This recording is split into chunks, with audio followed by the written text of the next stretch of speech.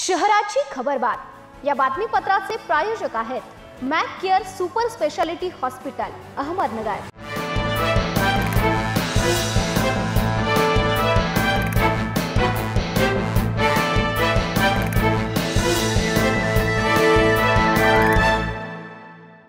नमस्कार, मी पूनम न्यूज 24 सह्याद्रीमध्ये आपलं स्वागत। पाहूयात नगर शहरातील महत्त्वपूर्ण बातम्यांचा आढावा शहराच्या खबरबातमध्ये।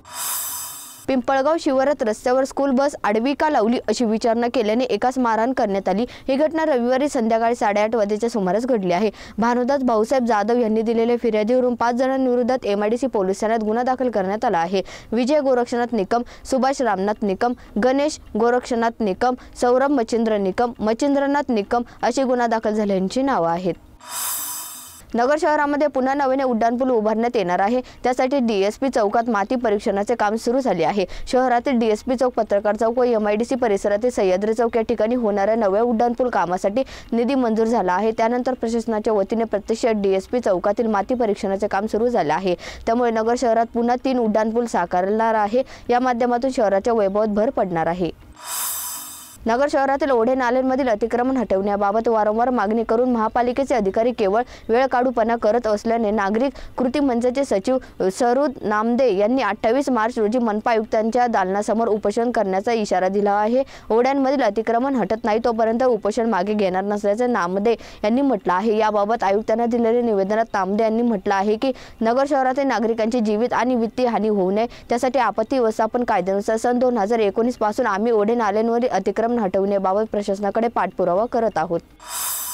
बड्या कर्जदारांची हात मिळवणी झाली तर ठेवीदारांचे नुकसानच होणार आहे असा प्रयत्न संगमनेरचे आरोपी असलेल्या कर्जदाराबाबत घडत असल्याची शंका बँक बचाव समितीने केली आहे। याबाबत ठेवीदारांनी संघटितपणे लढा द्यावा, अन्यथा ठेवीदारांचे मोठ्या प्रमाणावर आर्थिक नुकसान होईल असे बँक बचाव समितीचे दिलेल्या पत्रकात म्हटलं आहे।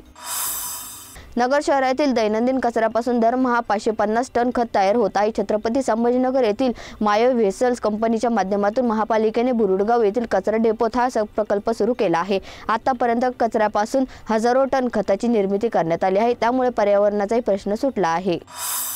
शहराच्या खबरबातमध्ये ते समोर मात्र तुम्ही पाहत राहा न्यूज 24 सह्याद्री।